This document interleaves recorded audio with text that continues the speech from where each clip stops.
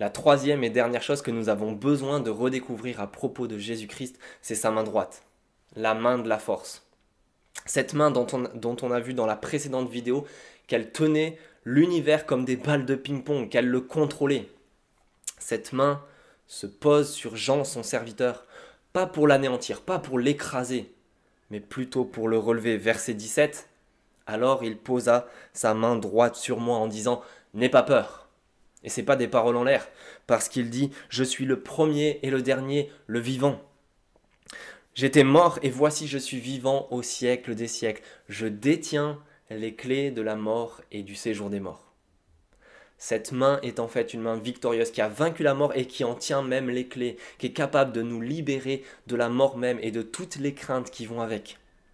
C'est pour ça qu'au verset 19, Jean doit faire part de ce qu'il voit, de ce qu'il a vu et ce qui va arriver ensuite aux églises. Pourquoi? Parce que verset 20, quant au mystère des 7 étoiles que tu as vues dans ma main droite et des 7 chandeliers d'or, le voici. Les 7 étoiles sont les anges des 7 églises et les 7 chandeliers d'or sont les 7 églises.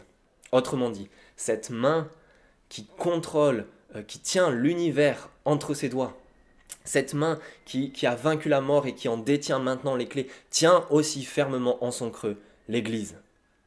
Elle tient en son creux l'Église. Voilà pourquoi nous avons besoin de redécouvrir et de saisir cette main, tout comme Jean.